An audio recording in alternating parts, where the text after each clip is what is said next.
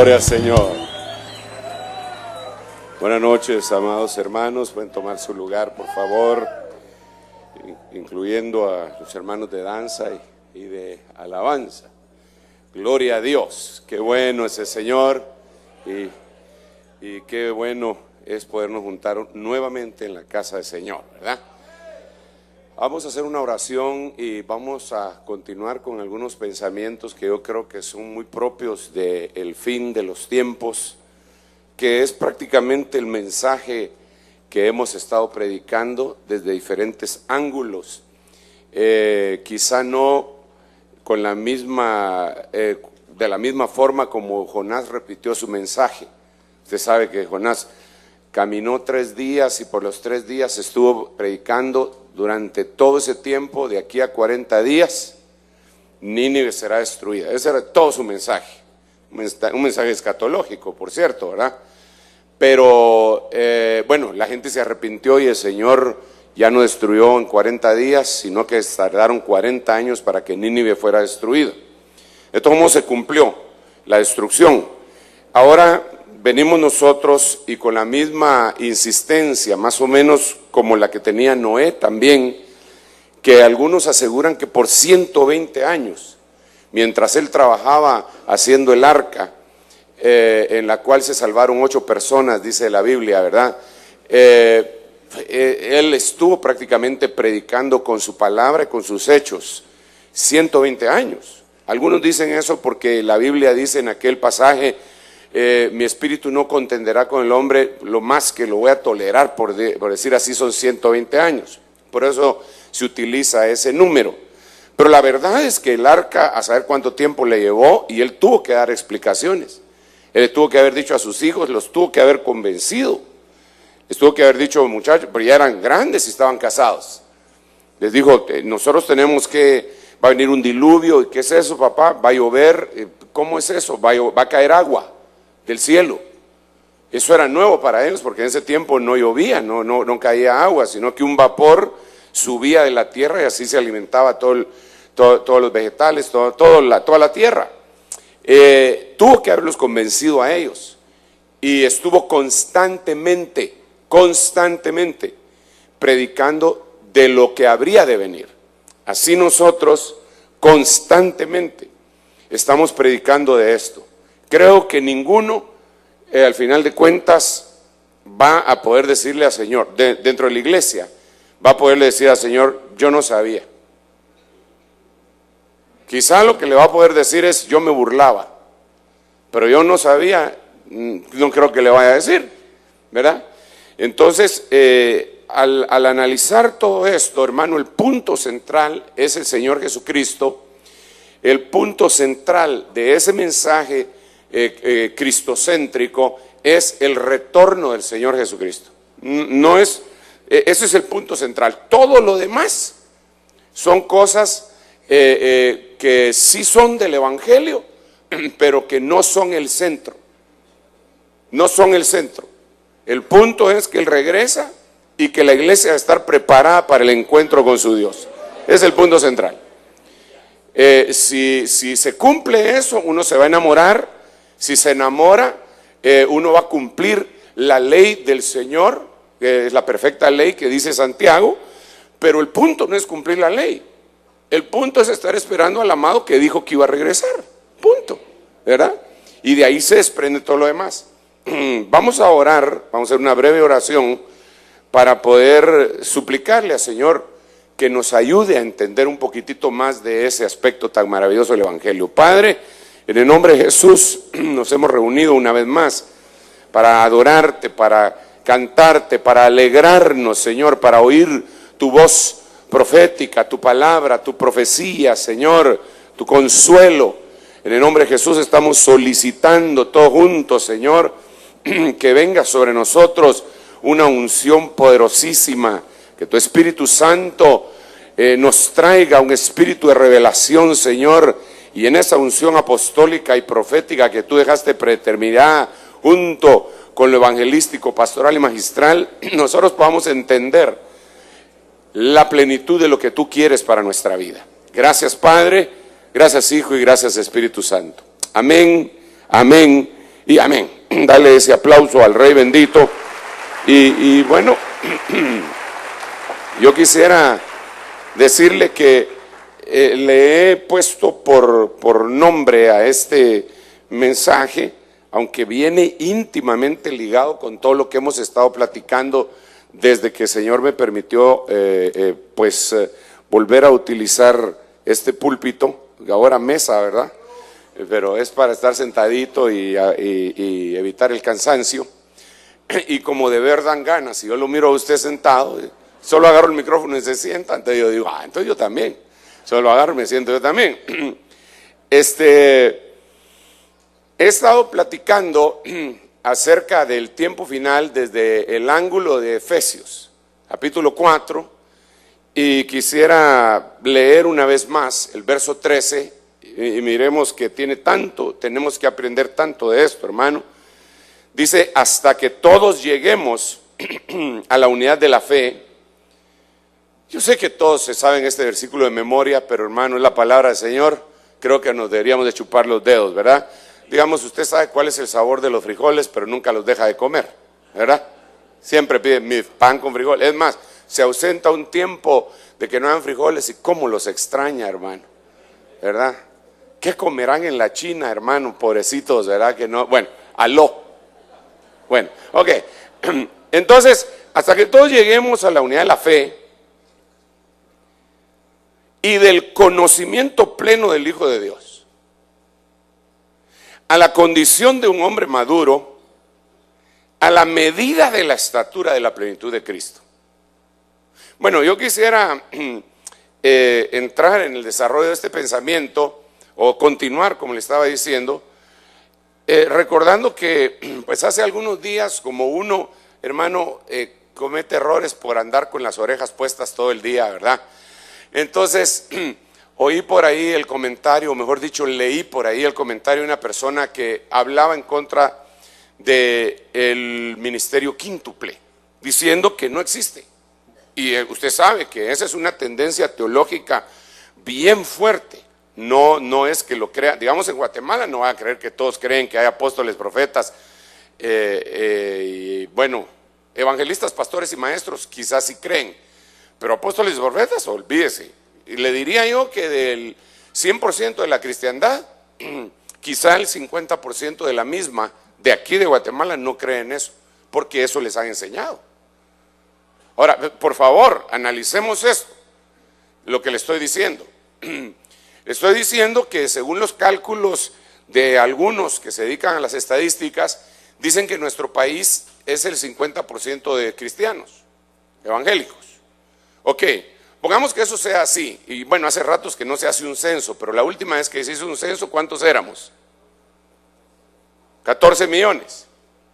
Lo ayudo yo pues, porque usted parece que está así desencanchado. Parece que el desencanchado fuera yo. Usted. No yo. Bueno, volvamos al punto. El 50% serían 7 millones de cristianos. Lo que yo estoy afirmando, según la base de datos con la que cuentan algunas organizaciones que representan a la Iglesia Evangélica en Guatemala, diríamos que la mitad de esos no creen en el ministerio quíntuple. Estamos hablando de 3.5 millones de cristianos que no creen en el ministerio apostólico y profético. Y del otro 3.5,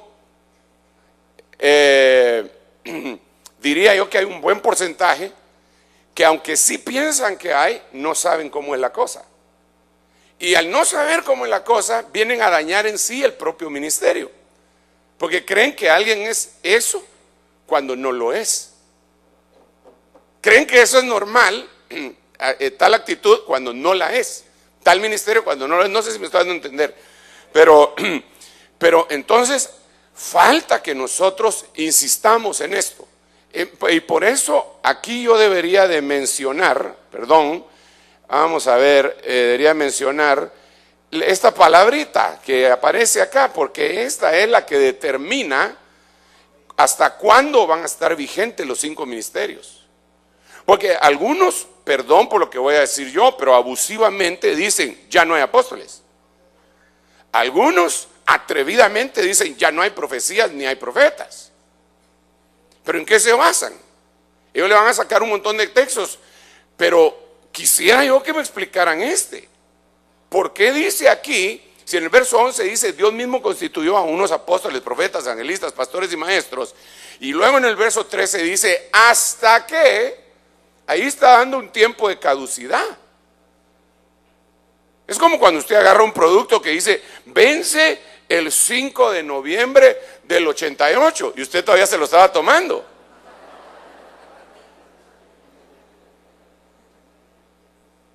Pues así sería esto. Apóstoles, profetas, evangelistas y pastores y maestros que tienen un rotulito, vence en el siglo primero después de Cristo, y nosotros lo estamos tomando. Sería terrible. Pero la fecha de expiración está en Efesios 4:13, que no me vengan con cuentos. Porque Pablo es el perito arquitecto de la iglesia y él es el que está diciendo esto. Y dice, ¿hasta qué? ¿Hasta cuándo van a quedar los 5 ministerios? ¿Hasta qué?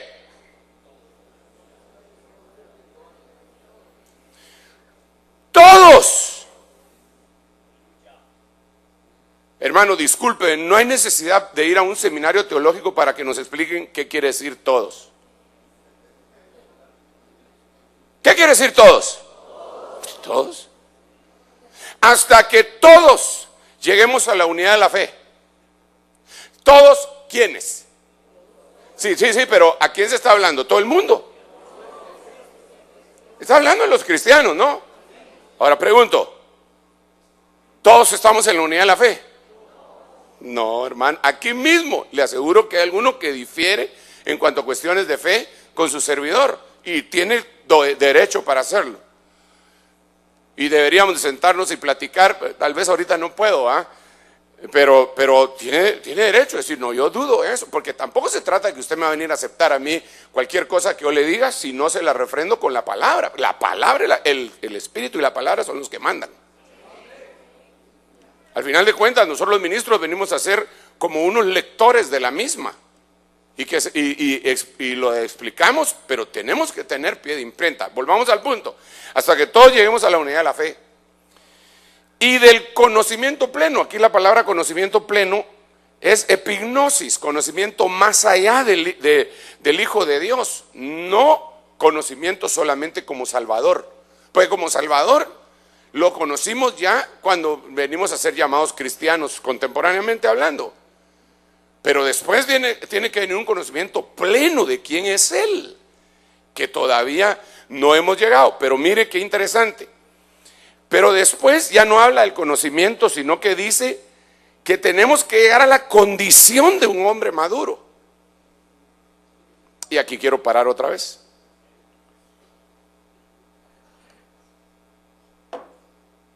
Aquí no dice, los hombres tienen que llegar a la condición de un hombre maduro y las mujeres de una mujer madura. Aquí no dice, como a algunos les gustaría, las mujeres tienen que llegar a ser como María y los hombres como Jesús.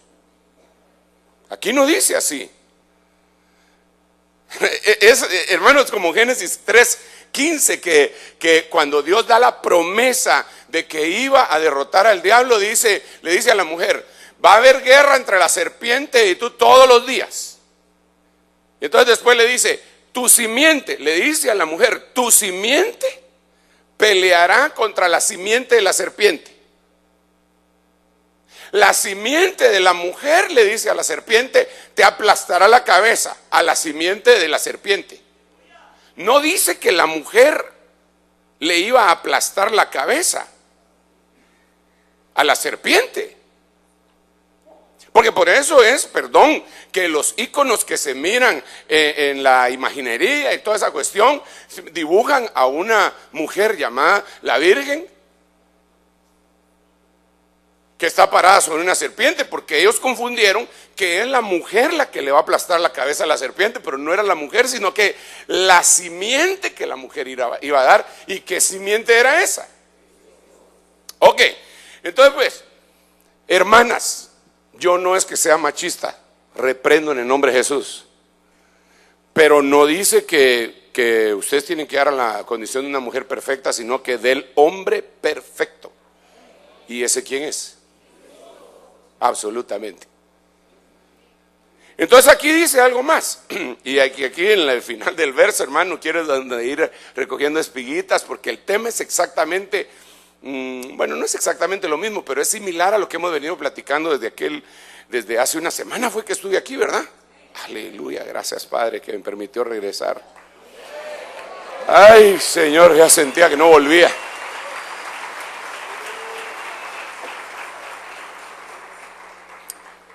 Entonces, la última parte dice, a la medida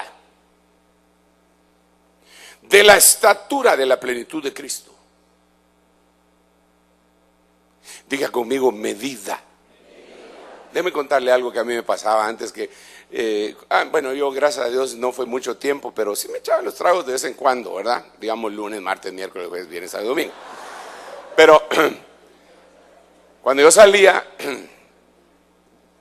me decía mi esposa, ahí tomas con medida, me decía. Y yo le decía, te lo prometo. Y ya se queda tranquila. Ya cuando yo llegaba y aquellos me querían servir así, decía, no. Yo le dije a mi esposa con medida, entonces agarraba un vasito así, échemelo aquí con medida, me voy a servir de hecho. Y tomaba con medida. Eso es solo para hacerle reflexión de la palabra medida. Aquí dice que tenemos que tener la medida de la estatura de la plenitud de Cristo. ¿Cuál es esa? Y no solo cuál es esa, y quién es el que va a ayudar a que dé esa medida. Desde luego el Espíritu Santo y la palabra, pero desde el verso 11 se nos dijo que los 5 ministerios iban a trabajar en esto. Entonces, si no hay 5 ministerios, ¿cómo va a dar la talla la iglesia? No se puede, hermano, perdónenme, pero no se puede. ¿Cómo le vamos a decir a Dios? No. Como dice Isaías, ¿verdad? Que 7 mujeres se acercarán a un solo hombre en aquel tiempo diciéndole, nosotras nos vestiremos de nuestros vestidos y comeremos nuestro pan. Solo déjanos llamarnos de tu nombre y quita de nosotros nuestro oprobio. Como quien dice, déjanos llamarnos cristianos, pero nosotros vamos a elegir los ministerios que nosotros creemos y que nos enseñó nuestra abuelita. Por ejemplo, superintendente. ¿Dónde aparece el nombre superintendente en la Biblia?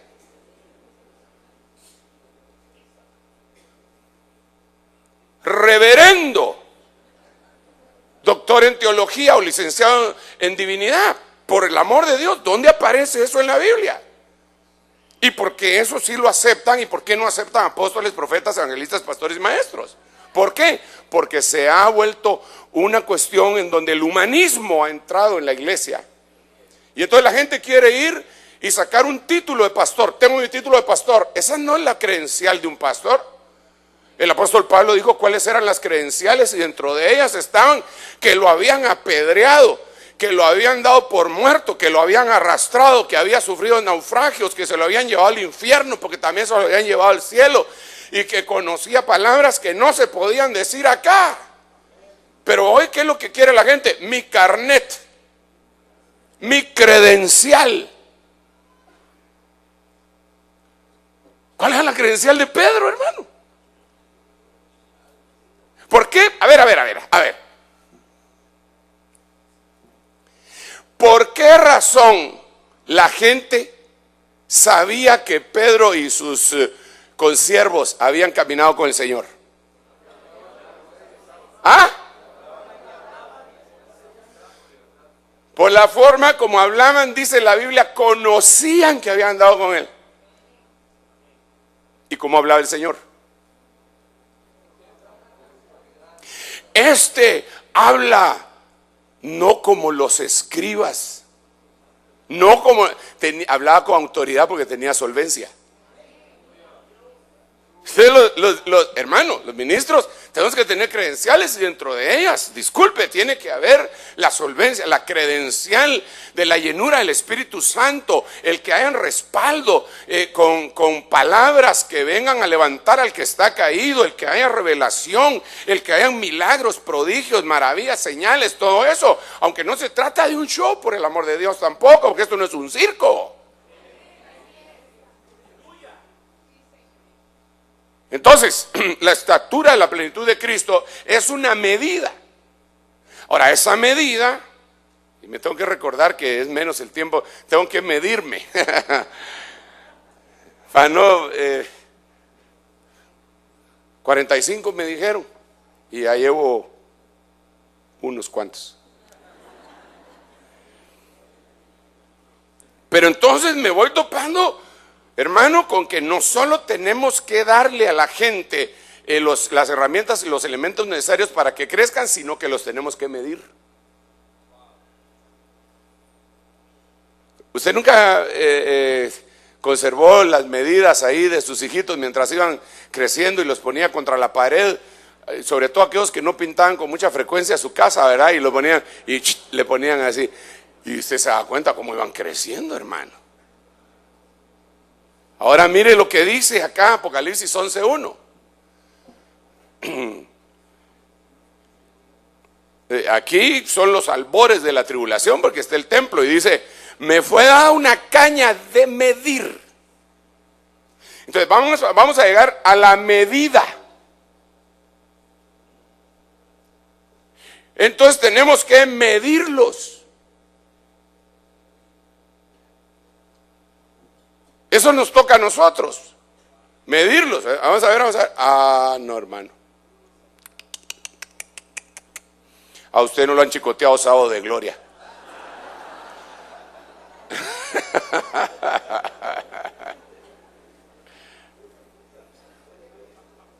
Pero note que aquí hay otra cosa bien interesante, que dice: me fue a una caña de medir semejante a una vara. Y el que usa, bueno, todos los ministros usaban vara, pues, pero se relaciona la vara mucho con el pastor. Tu vara y tu cayado me infundirán aliento, aderezas mesa delante bien presente. Tu vara, la vara está relacionada con un pastor.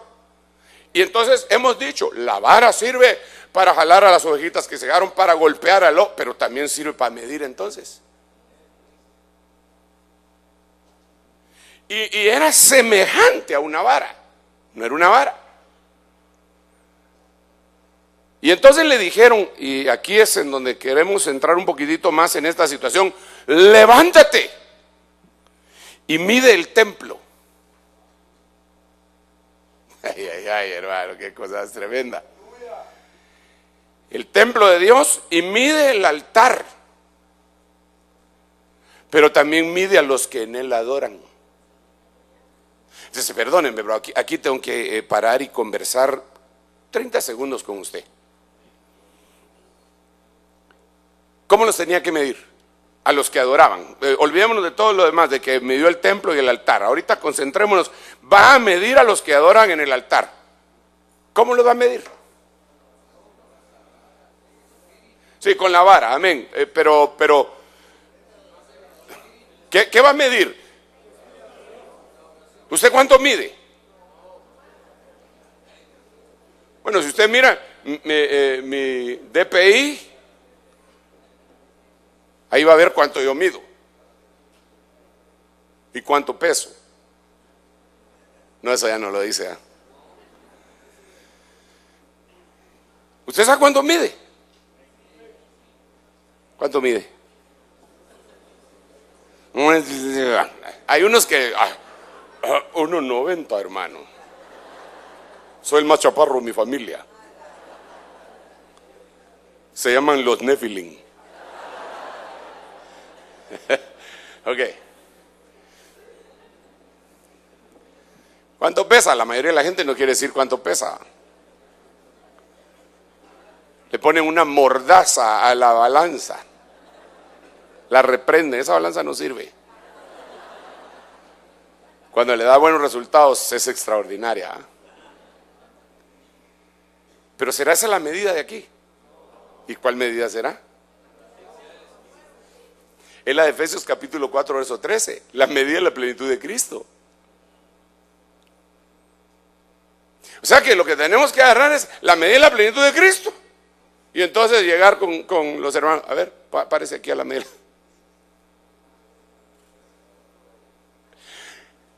Ahí sí que me diría usted a mí cómo le quedó el ojo.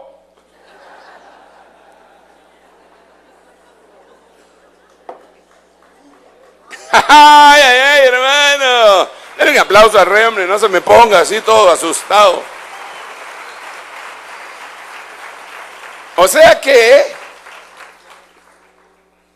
el evangelio, hermano, porque algunos piensan que el evangelio que nosotros predicamos es un evangelio así, que pues no les ofrece el cielo y la tierra a la gente, aunque sí le ofrecemos el cielo y la tierra, pero en el lenguaje común, pues. Pero le estamos exigiendo una cosa bien tremenda, porque le estamos diciendo que les vamos a poner la medida de la plenitud de Cristo. Entonces les tenemos que dar algunas cositas. Número 1. Aquí está el Jesús ungido. Aquí no está glorioso. Esta es la primera medida que todos debemos de tener, incluyendo las mujeres. Tienen que tener esta medida. San Juan 19:5, Jesús entonces salió fuera llevando la corona de espinas y el manto de púrpura, y Pilato les dijo: he aquí el hombre. Déjeme ponerlo de esta manera. He aquí el prototipo. He aquí el modelo. Pero al final de su tiempo de unción, porque después venía el tiempo glorioso. Así que esta era la graduación, por el amor de Dios, del Señor Jesucristo. Y lo examinaron los sacerdotes y lo examinaron los gobernadores y no le hallaron ningún defecto. Y se atrevió a decir: he aquí el hombre. No dijo: he aquí un hombre. Perdonen, pero ahí descalificó a todos los demás. Porque les dijo a los que lo estaban acusando: ustedes no pueden ser considerados como él. Este es el hombre. Este es el prototipo. Este es el que tenemos que seguir el ejemplo. Ay, hermano, entonces, ¿cómo es el hombre? Muchos hombres publican cada uno su liberalidad, dice esta versión 1909. Pero un hombre de verdad,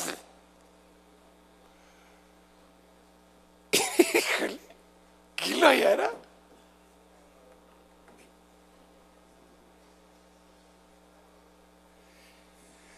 Vaya pues, fíjese, solo para enfatizar esto que le estoy diciendo. Voltéese con un varón que tenga la par. No con la mujer, no con una mujer, de acuerdo, después. Y pregúntele: ¿usted es hombre de verdad?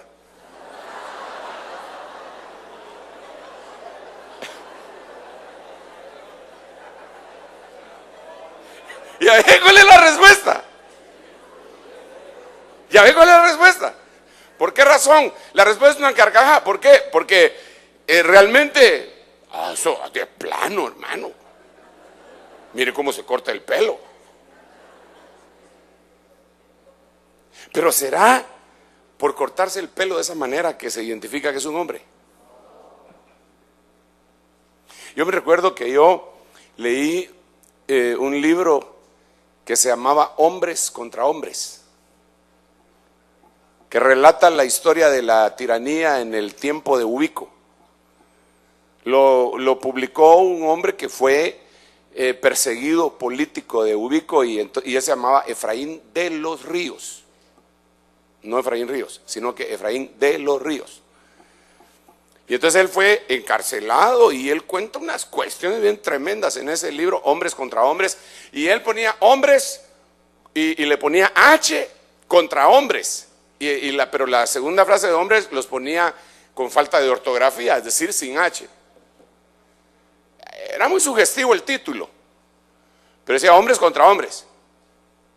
Y entonces, claro, él se ubicaba en los hombres con H y ponía a todos sus perseguidores en los otros, ¿ah?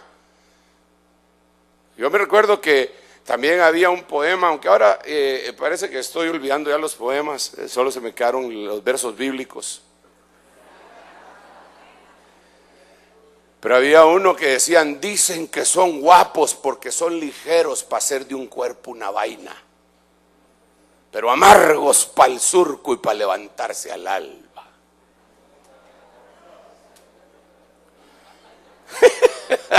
Entonces, hay gente, cada uno tiene su propio concepto, ¿quién es un hombre?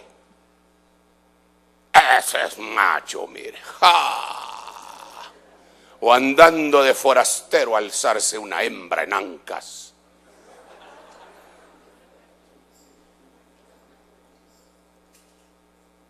Sí, es eso que le estaba diciendo, del poema ese.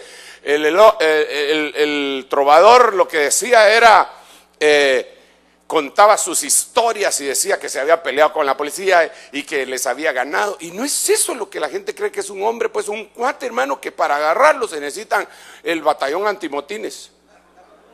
Solo para agarrarlo a él. Ah, eso era hombre usted. Ah, mira, no, ese es lo que está, era endemoniado. Ya para que un batallón entero lo tengan que agarrar, está endemoniado. Libérenlo y va a ver que después la mujer a chancletazo lo va a agarrar.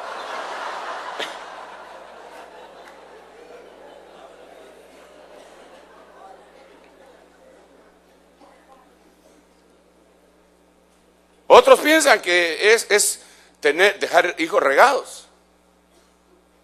Y así hay un montón de cosas, hermano, de conceptos que nos ha trasladado la sociedad y a veces nuestra propia familia. Ah, viera que mire, un ladrillo seco para chupar usted. ¿Y eso es lo que considera un hombre? Pero aquí, por eso dice Proverbios, muchos hombres, por favor, muchos hombres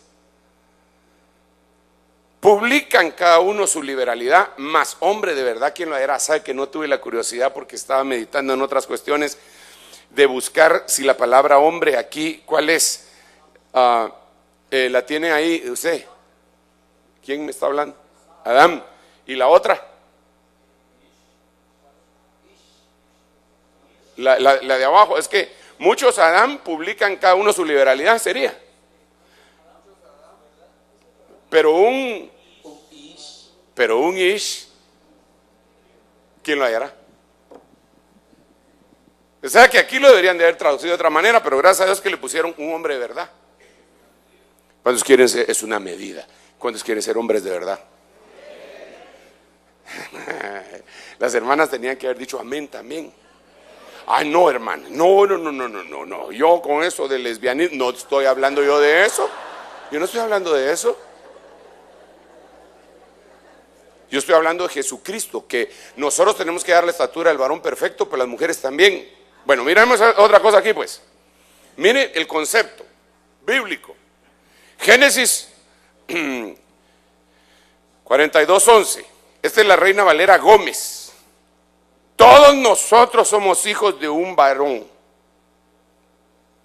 Somos hombres de verdad. Tus siervos nunca fueron espías. Somos hombres de verdad. Nunca fuimos espías. Pero esta palabra, hombres de verdad, en las otras versiones se traducen de otra manera.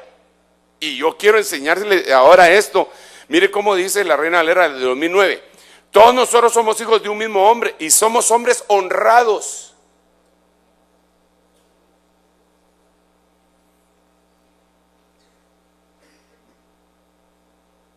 Tus siervos no somos espías. Miren la Reina Valera actualizada. Todos nosotros somos hijos de un mismo hombre, somos hombres honestos. Entonces, en la primera que leí, la Reina Valera Gómez dice hombres de verdad. Recuérdense que esa es una medida. Pero la Reina Valera del 2009 dice honradez. Y la Reina Valera actualizada dice honestidad. Yo quiero que usted me ayude a predicar porque ya le conté, ¿va? Ya los pastores que predican aquí, ya preparados vienen con su mensaje y su tacuche por si se me traen las carretas. Entonces ahora le pido a todo el pueblo que me ayude. ¿Es lo mismo honradez que honestidad? ¿Sí o no?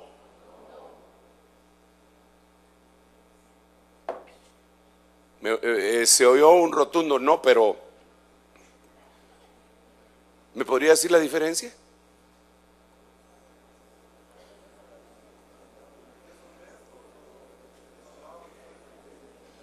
¿Perdón? A ver, échame una manita ahí con el micrófono, hermano amado, a los que quieran decir su concepto. Camina para allá, mira, hay un hermano que...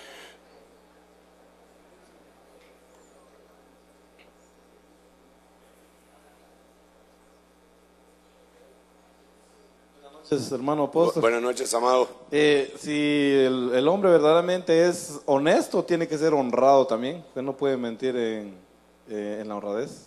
Tiene que ser honesto. Ok. ¿Alguien más? ¿Cuál es la diferencia? Es el valor de decir la verdad. El valor de decir la verdad, dice el hermano. ¿Pero cuál? ¿Ese está leyendo? ¿En dónde? Wikipedia. Pero ahí es honradez o honestidad. Honestidad. Ah, lo ponen como sinónimo, pero no es lo mismo.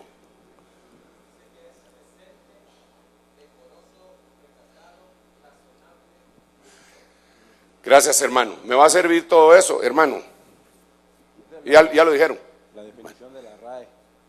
Mire qué dice acá: honradez es aquel género de pundonor, es decir, sentimiento que empuja a una persona a defender su fama, ¿va? Que obliga al hombre de bien a obrar siempre conforme a sus obligaciones y a cumplir la palabra, a cumplir su palabra en todo. Fíjese que ahí no está hablando de ser la antítesis de ratero.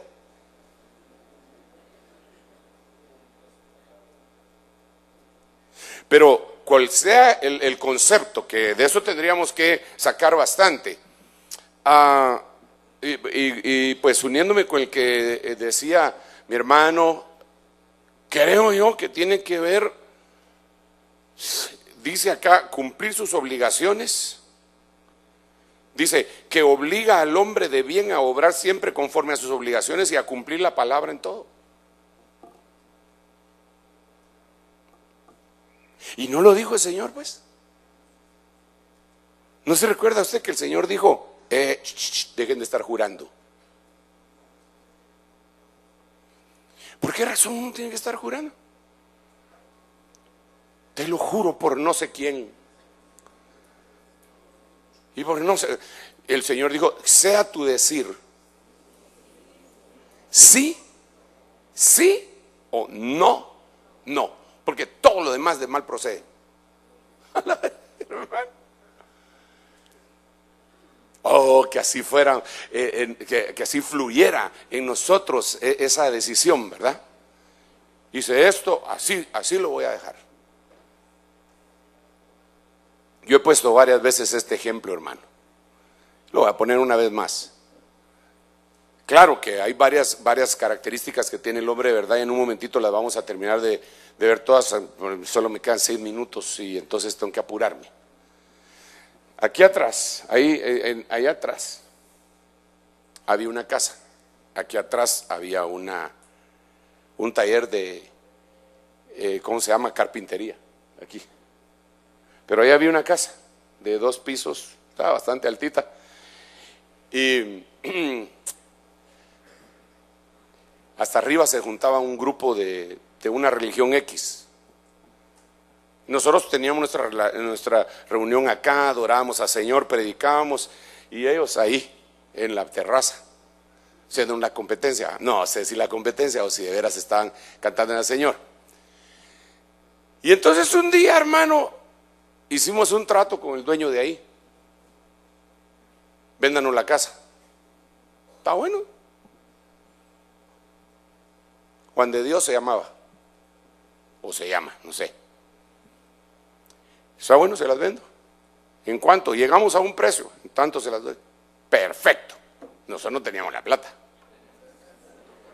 Pero como la Biblia dice, venid y comprad sin dinero, ¿verdad? Entonces yo dije, pues aquí nos metemos a ver cómo sucede esto después, ¿verdad? En tanto, démosle, don Juan de Dios.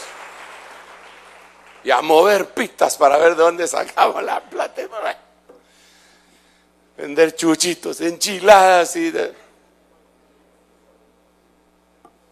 Recuerdo que había unos muchachitos que tenían un árbol de guayaba en su casa y las cortaron y sacaron una mesita así para vender guayabas y la trajeron en una bolsita de nylon. La ganancia, hermano. Bueno, cuando se enteraron los de la otra religión que se juntaban ahí, que nosotros íbamos a comprar, llegaron con la plata en la mano y más. Y lo tremendo es que don Juan de Dios era de la misma religión que ellos. Y le dijeron, nosotros se la compramos. Llegaron tarde, les dijo.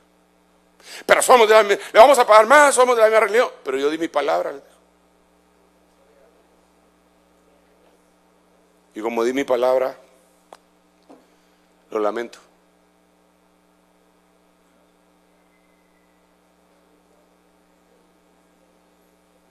Ya hubiera querido ver yo qué hubiera hecho en la multitud de cristianos. Cristianos. Era venido, pastor, disculpe, tengo, mire, desafortunadamente, usted sabe que en la vida, usted comprende las situaciones de la vida, ¿verdad? Y las cosas como están de caras. Y pues yo sé, hermano, que es para el Señor, pero este Señor también tiene necesidad. Mira, ellos me ofrecen tanto, fíjese, yo no sé si usted, pues si había empeñado su palabra. ¿Qué era lo que le dictaba a él? A decir, no, lo siento mucho, pero yo ya di mi palabra. ¿Será que nosotros hemos alcanzado ese tipo de concepto dentro de nosotros mismos para obrar de esa manera? O cuando decimos algo tenemos los dedos cruzados y los pies cruzados,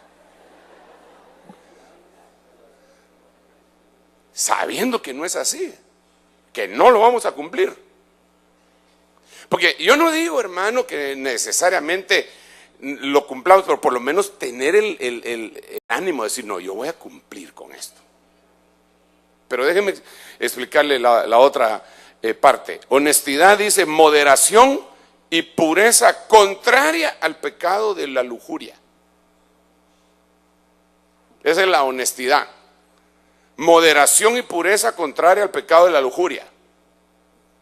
Somos hombres de verdad. Híjole, ni un amén. Padre Santo.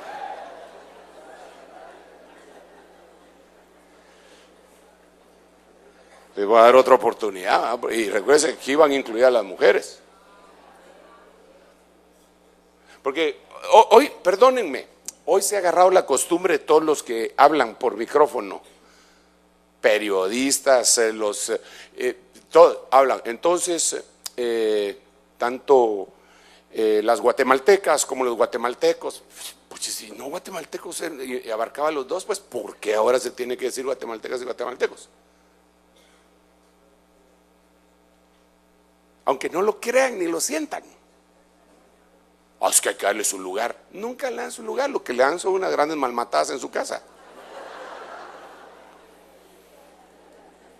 Ni les pagan igual a una persona, un profesional hombre y un profesional mujer, siempre gana menos el profesional mujer, por el concepto que tiene ese tipo de gente. Pero cuando les toca hablar, las guatemaltecas, los guatemaltecos, las profesionales, los profesionales, las motoristas, los motoristas, las narcas y los narcos.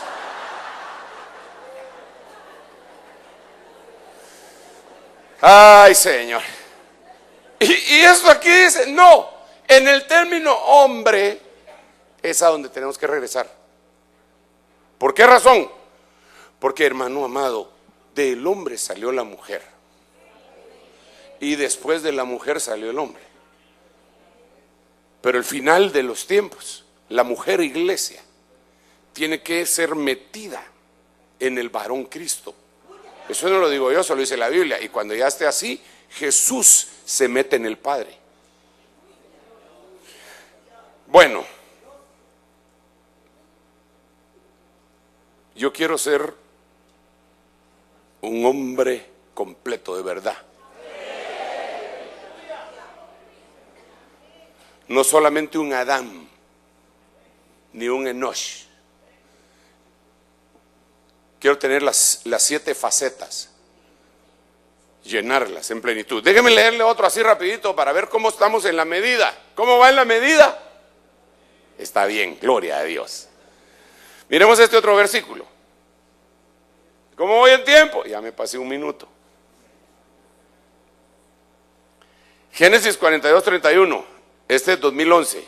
Reina Valera 2011. Génesis 42. Y nosotros les dijimos, somos hombres de verdad, nunca fuimos espías. Mire cómo dice la versión, esta me parece que es Siglo de Oro, ¿no? O es el Oso. Bueno, nosotros le dijimos, hombres de verdad somos, nunca fuimos espiones. No pone espías. Porque usted sabe que enviaron espías a Canaán y esos eran parte del pueblo de Dios. Pero esto le da otra connotación. ¿Sabe que la connotación que a mí particularmente me salta aquí? Esa palabra espiones. ¿A usted qué le salta? ¿Ah? Espiones. Juzgones, dice el hermano. ¿Ah? ¿Ah? Metiche, chutes. Morbosos. Que andan averiguando lo que no deberían de averiguar. ¿Qué les importa?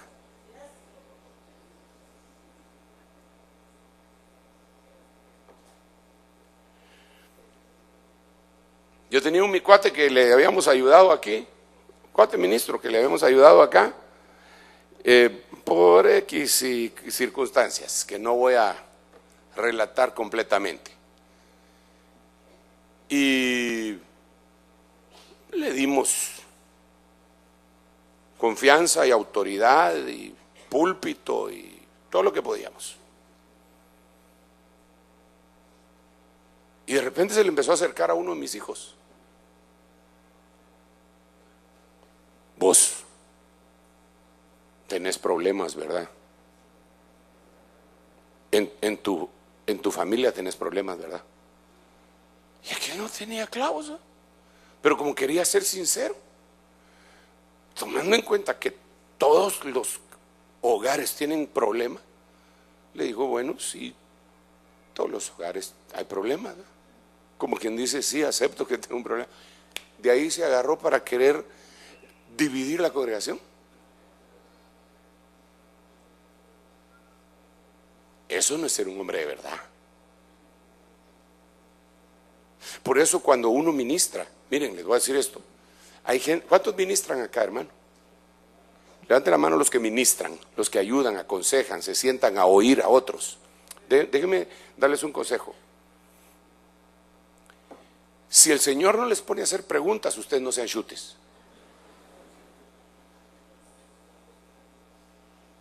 Si la persona viene con aquella gran necesidad, hermano, yo quiero confesarle algo.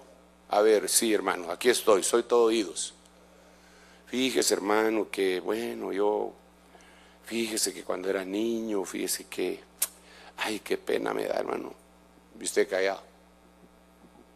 Y de repente le cuenta que era un bandidazo y que operaba, bueno, y que había cometido un pecado de tipo sexual.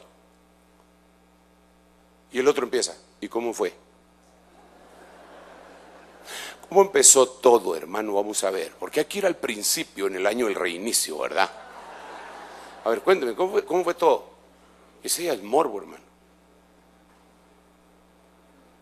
¿Y usted lo disfrutó? ¿Y cuántas veces sucedió? ¿Y dónde lo hacían? ¿En la sala o en el comedor? Discúlpeme, ahí al que hay que liberar es al que está ministrando.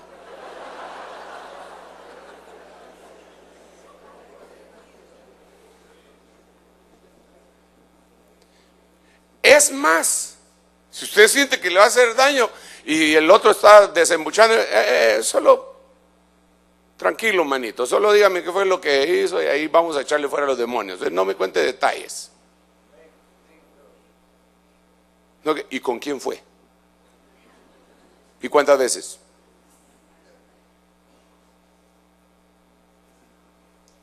espiones. El tiempo se me terminó, pero los versículos no. Hermano, que me rebajaron el tiempo de predica. A ver, en serio, ahorita. Mire cómo dice este Éxodo 18:21. Esta es la Biblia Moderna Pratt. Recuerde, la medida. Tenemos que medirlos. Primero los tenemos que medir como varones ungidos o como hombres ungidos, y luego como la medida de la plenitud de Cristo. Pero buscarás de entre el pueblo hombres hábiles, temerosos de Dios, hombres de verdad, que aborrezcan la avaricia, a quienes pongan sobre ellos. Fíjese cómo es un hombre de verdad, aborrece la avaricia, hermano. O sea que Rico MacPato no es hombre de verdad, es pato de a mentiras. Pero mire el mismo verso. Perdón. No, aquí lo tenemos que ver como tal, los hombres que aborrecen la avaricia. Vamos a pasar a Nehemías. A ver si. Mi hermano Anani y Ananías, jefe de la fortaleza de Jerusalén, pues era un hombre de verdad. Fíjese, era un hombre de verdad. Era un hombre de verdad. Temeroso de Dios más que muchos. A ellos les ordené. Ahora, esta es la Biblia Siglo de Oro, perdón. Y la otra, que es la Prat, dice: di a mi hermano Anani y Ananías, comandante de la fortaleza, el mando de Jerusalén, porque era hombre fiel. ¿Ya se dio cuenta cuál es la connotación de hombre de verdad? ¿Cuál?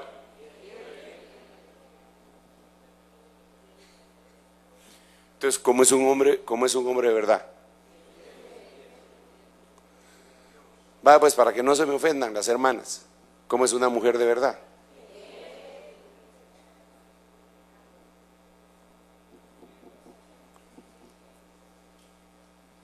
Esa es una de las batallas más tremendas que tenemos en la congregación, en las congregaciones. La fidelidad. La fidelidad a Dios, la fidelidad al cónyuge, la fidelidad a la familia, la fidelidad a la iglesia.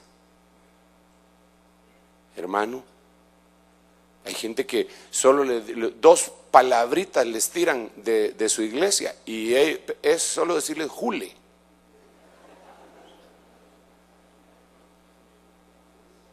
Ni siquiera pueden defender la camiseta, hermano. Y yo no me explico por qué. Porque los fanáticos de deportes defienden su camiseta cuando los están vapuleando. Perdieron el partido. Y ahí salen todos cheretos. Pero a la vuelta, en el Santiago Bernabéu,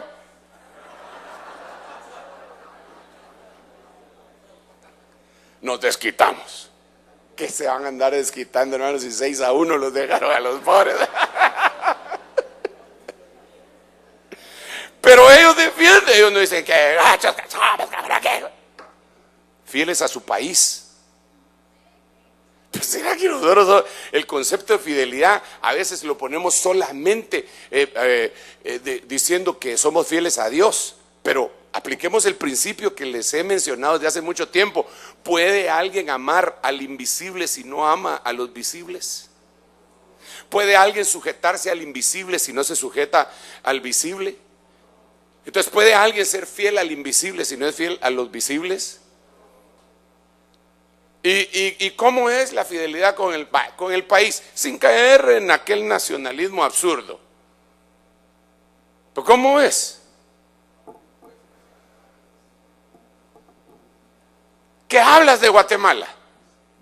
Yo a veces cometo el error de leer los comentarios en alguna noticia que ponen por internet, y algunos ponen, sí, es que esta es una república bananera, y él con la rabadía morada y diciendo que es una república bananera, ni siquiera sabe dónde viene ese término. Si es que este paisucho, y el ombligo lo dejó tirado, hermano, le cortaron con clavo de línea, se lo cortaron el ombligo, y habla mal de su tierra. Pero no hay un dicho que dice, ¿quién va a hablar mal de su rancho? ¿Quién va a hablar mal de su rancho?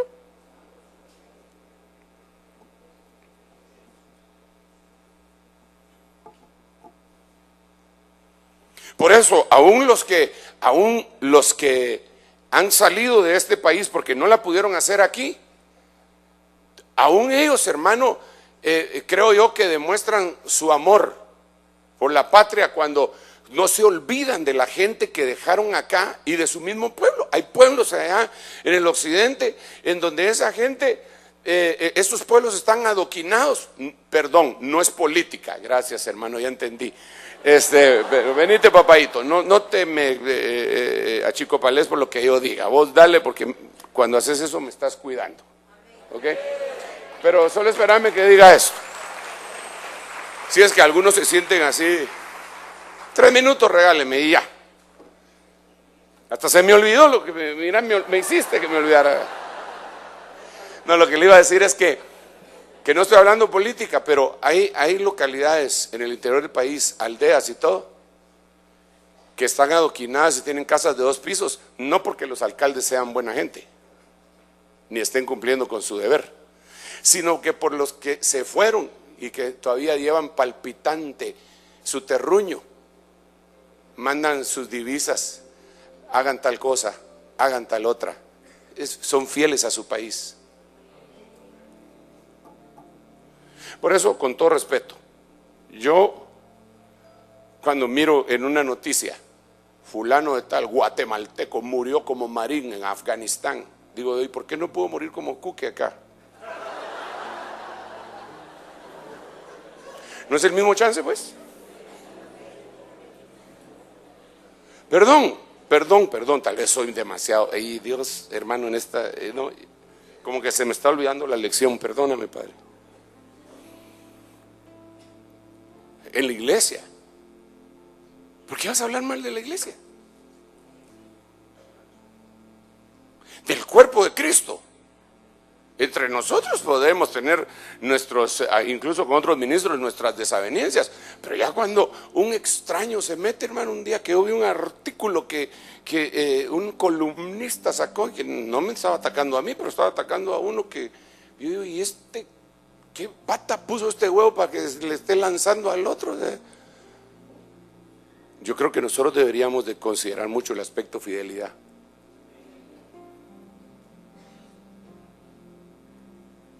Que Dios nos ayude. Voy a finalizar.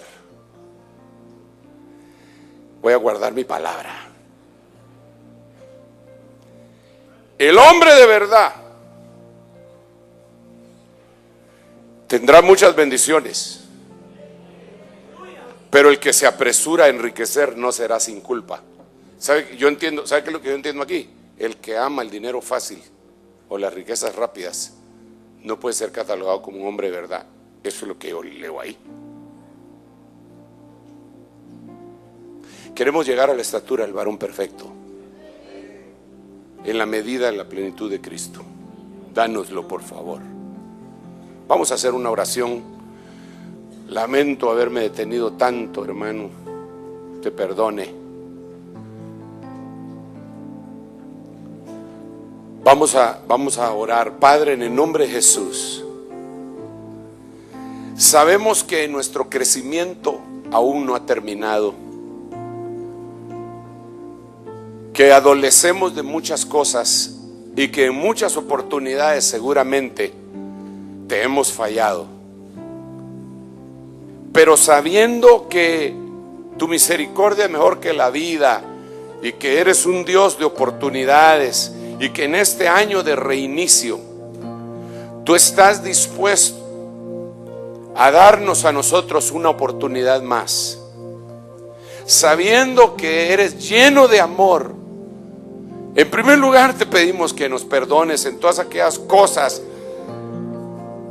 que hemos hecho que no son más que una bajeza y que no pueden ser coincidentes, Señor, con la estatura del varón perfecto en la medida de la plenitud de Cristo.